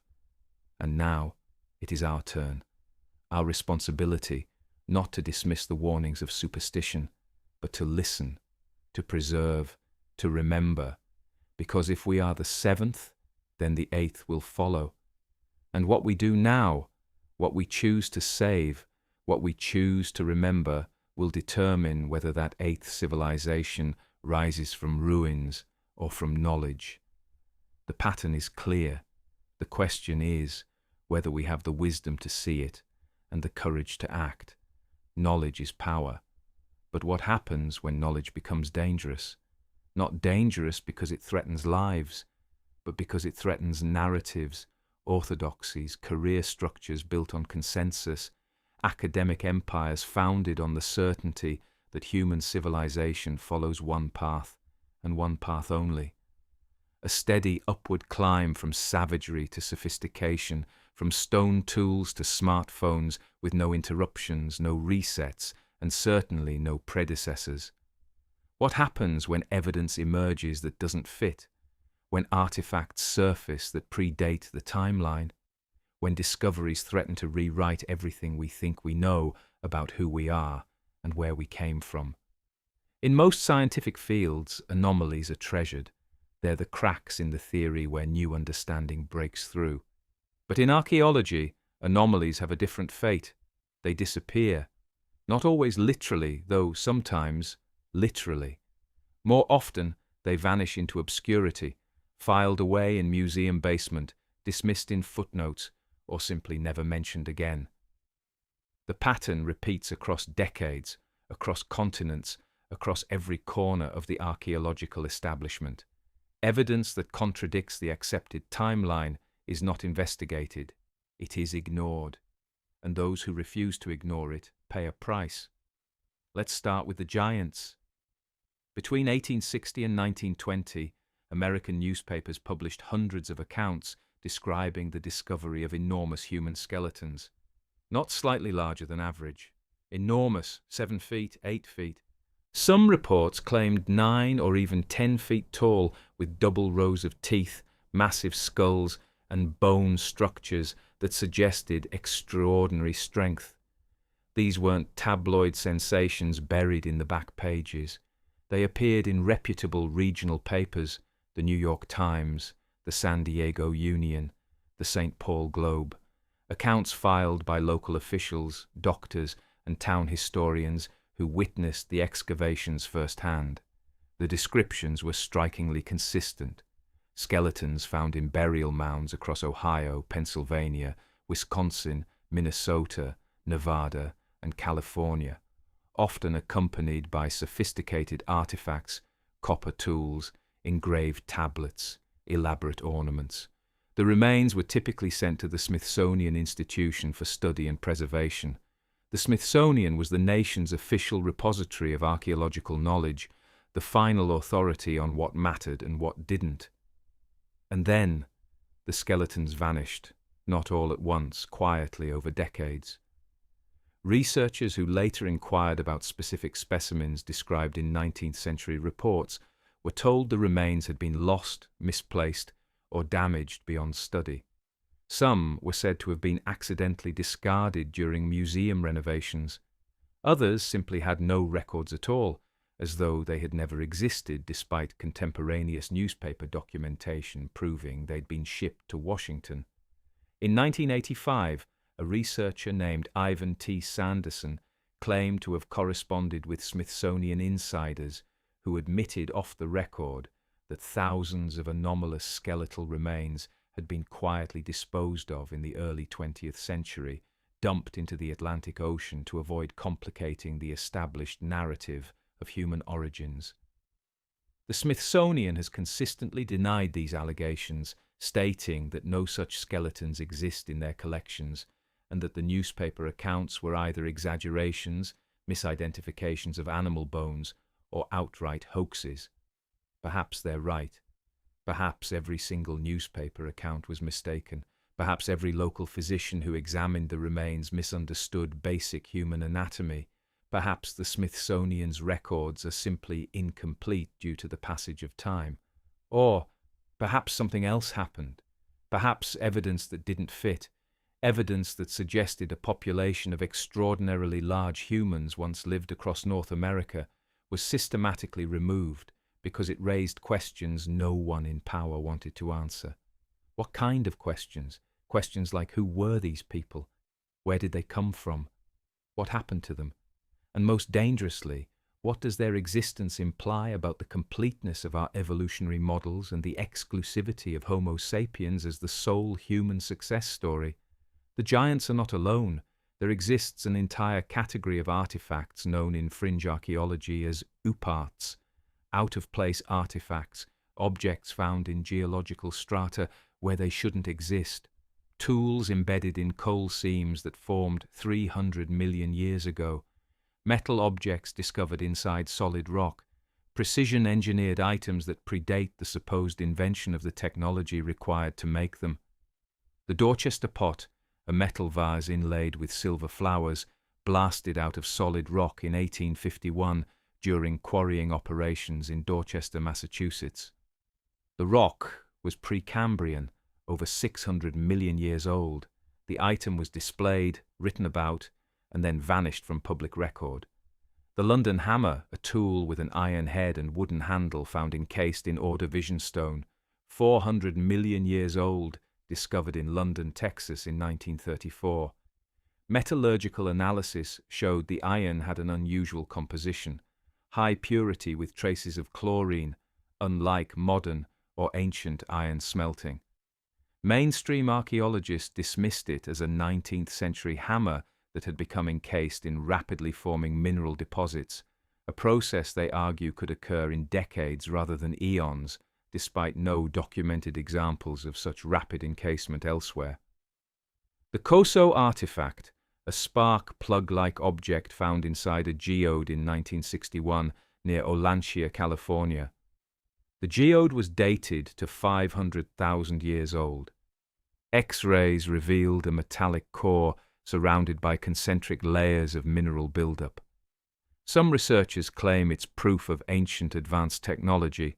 Skeptics argue it was a 1920s spark plug that became encrusted with mineral deposits over mere decades, except the finders reported breaking open solid stone, not a fragile mineral shell, and the object itself has since disappeared, making further testing impossible. Notice the pattern. Anomalous evidence surfaces. It is briefly examined, sometimes documented.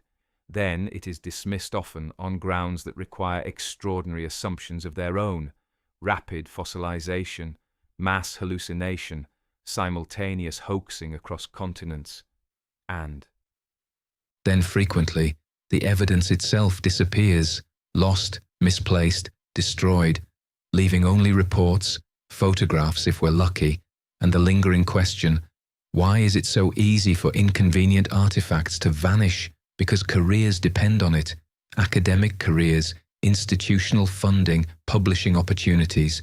The entire machinery of professional archaeology runs on consensus, peer review, reputational credibility, and that machinery does not tolerate dissent. Dr. Virginia Steen McIntyre learned this in the 1970s, a respected geologist working in Mexico. She was part of a team analyzing the Huayatlaco archaeological site. Using multiple dating methods, uranium series, volcanic ash correlation, and magnetic polarity, she determined the site was approximately 250,000 years old. The problem? The site contained sophisticated stone tools, human tools. Humans weren't supposed to be in the Americas 250,000 years ago. According to the prevailing model, humans only reached the New World 12 to 15,000 years ago via the Bering Land Bridge. Steen McIntyre submitted her findings for publication. The papers were rejected not because her methodology was flawed. Reviewers acknowledged her work was rigorous, but because the conclusions were impossible, she was pressured to revise her dates. She refused. She was then marginalized, unable to secure academic positions, excluded from conferences, effectively blacklisted. Her career never recovered. Decades later, other researchers using improved methods confirmed her original dates. By then, it didn't matter. Her professional life had been destroyed for the crime of publishing data that contradicted the timeline. She is not alone. Graham Hancock, Robert Schoch, John Anthony West, researchers and authors who dare to suggest that advanced civilizations might have existed before the accepted timeline, have been systematically ridiculed, excluded from serious academic discourse, and labeled pseudoscientists, not because their evidence is fabricated.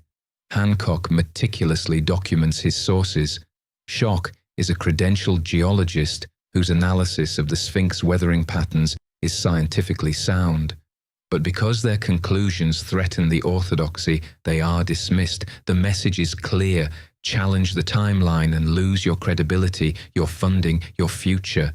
The gatekeepers of history do not reward curiosity, they punish it.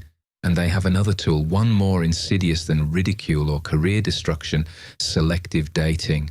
Carbon-14 dating, the most commonly cited method for determining the age of organic materials, is accurate within certain limits, but those limits are rarely discussed. Carbon-14 is only viable for materials up to about 50,000 years old. Beyond that, The isotope has decayed too much to measure. Anything older requires different methods: potassium-argon, thermoluminescence, uranium-thorium, each with its own assumptions, margins of error, and potential for contamination.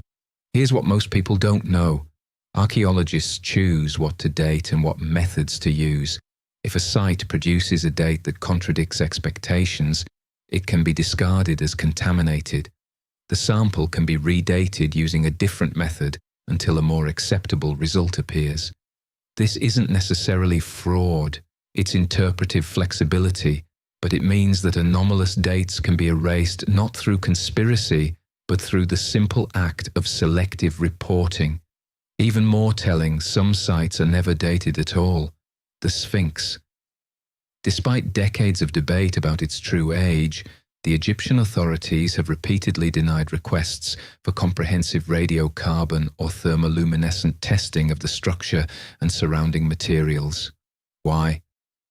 If the orthodox timeline is correct, proper testing would confirm it and end the debate, unless those in control suspect the testing might reveal something they don't want confirmed. Göbekli Tepe was dated only after decades of excavation. Man's megalithic walls have never been directly dated because the stones themselves can't be carbon dated. Only organic materials found nearby which may or may not correlate with the construction. The Bosnian pyramids, controversial structures that some researchers claim are artificially shaped hills with internal tunnels and concrete-like surfaces, have been dismissed by mainstream archaeology without comprehensive dating or excavation. Simply declared natural formations despite geometric features and material analysis suggesting otherwise. Time and again, the pattern holds. Sites that might challenge the timeline are either not tested, tested selectively, or declared off-limits entirely. Forbidden zones. Ancient sites suddenly closed to independent research. Göbekli, after initial excitement, has become increasingly restricted. Only approved academic teams are allowed access. The Egyptian government controls the Giza Plateau with iron authority. Independent researchers are denied permits. Ground-penetrating radar studies that might reveal hidden chambers are forbidden or results are classified. The Hall of Records, long rumoured to exist beneath the Sphinx, remains officially uninvestigated despite multiple anomalies detected by seismic surveys in the 1990s. In China, the pyramids of Xi, enormous earthen structures that dwarf the Egyptian pyramids in size, are forbidden to foreign archaeologists. The Chinese government has planted trees on them, designating them as natural hills despite their obvious geometric precision. Why? What could they contain that requires such secrecy? Burials of emperors, perhaps? Or something older? Something that predates the official history of Chinese civilization? In the Amazon, LiDAR surveys have revealed vast geometric structures beneath the jungle canopy, evidence of sophisticated urban planning across areas previously thought to be pristine wilderness. Some of these sites are now being destroyed by deforestation before archaeologists can reach them, deliberately perhaps not, but conveniently evidence erased by development, by agriculture, by the simple passage of time before it can be studied. And then there is deliberate destruction. ISIS systematically demolished sites across Iraq and Syria, Nimrud, Hatra, Palmyra, ancient cities reduced to rubble. The official narrative says they were destroyed for ideological reasons, religious extremism, opposed to idolatry. But some of those sites contained artifacts and inscriptions that had not yet been fully translated or studied. Libraries of knowledge turned to dust. What was lost, we'll never know. In 2015, the Mosul Museum was ransacked. Priceless Assyrian and Akkadian artifacts, some of the oldest remnants of Mesopotamian civilization smashed with sledgehammers, filmed, broadcast as propaganda. But quietly, reports emerged that before the destruction, looters had selectively removed certain items, tablets, seals, small objects easily smuggled. Were they destroyed or were they taken? and by whom and why those particular pieces, even without war, evidence disappears. Construction projects pave over ancient sites. In Turkey, the ISU Dam project flooded Hasan Cave, a 12,000-year-old settlement submerging archaeological layers that had never been fully excavated. In India, the Pumpuhar site, believed to be part of a submerged ancient Tamil city, is slowly being destroyed by coastal erosion and industrial development. Appeals to preserve it have been ignored. Why? Because acknowledging its age and sophistication would require rewriting the history of Indian civilization, pushing urban culture back thousands of years earlier than currently accepted. The dogma of linear progress demands this. Our entire cultural narrative, the story we tell ourselves about who we are, requires that history move in one direction, primitive to advanced, ignorant to enlightened, simple to complex. We must be the pinnacle, the apex, the culmination of a long upward climb.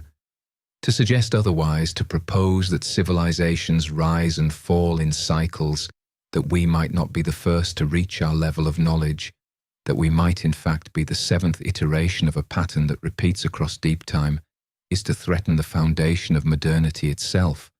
Because if we're not the first, we might not be the last. And if previous civilizations fell despite their advancements, then we are not safe. Our technology does not guarantee our survival. Our knowledge does not protect us. We are subject to the same forces, the same cycles, the same inevitable decline that claimed those who came before. And the establishment cannot allow that narrative. It undermines progress. It breeds fatalism. It threatens the economic, political, and social structures that depend on the myth of perpetual advancement. So the evidence is suppressed not through grand conspiracies, though sometimes those too, but through 1,000 small acts of dismissal, selective dating, lost artifacts, closed sites, destroyed careers, and the relentless insistence that the timeline is settled, the story is known, and there is nothing left to discover that could change it. But the evidence remains. Fragments, whispers, geological anomalies, artifacts that shouldn't exist, texts that describe impossible knowledge, structures that defy conventional explanation, and researchers, despite the cost, who refuse to stop asking questions. What are we not supposed to know? Perhaps this, that we are not special, that we are not the first, that the gods of ancient myth were not fantasies but memories, that the flood was not a story but history, that the survivors of previous worlds walked among our ancestors and taught them what they knew, and that we, standing at the edge of our own potential collapse, ecological, technological, societal, are repeat in a pattern as old as humanity itself. If we are the seventh civilization, then 6 came before, 6 rose, 6 fell, 6 left traces, some obvious, some hidden, some erased. And each time the survivors looked at the ruins and wondered what had been lost, they gathered the fragments, preserved what they could, and began again slowly, painfully, rebuilding civilization from memory, from myth, from the scattered remnants of knowledge encoded in symbols they no longer fully understood. We are those survivors, descendants, carriers of fragmented knowledge, builders of a world constructed on the ruins of worlds we don't remember. And the question that haunts every suppressed artifact, every forbidden excavation, every destroyed career is this: are we approaching the end of our own cycle? And if we are, what will we leave behind? What will the 8th civilization find when they sift through our ruins? Will they understand what we were? Or will they, like us, be left with only fragments, mysteries, and the maddening sense that something crucial has been forgotten? The evidence they try to erase is still here, buried, hidden, clear's throat guarded, but here, waiting for those willing to look, willing to question, willing to risk everything to recover what was lost, because remembering is the only way forward, and forgetting is how civilizations die. So here we are, at the edge of understanding, looking back across the wreckage of forgotten worlds, the geological signatures that shouldn't exist, impact craters, sediment layers, extinction events that align too perfectly to ignore the architectural impossibilities, stones weighing hundreds of tons fitted with laser precision, aligned to celestial events that occur once every 26,000 years.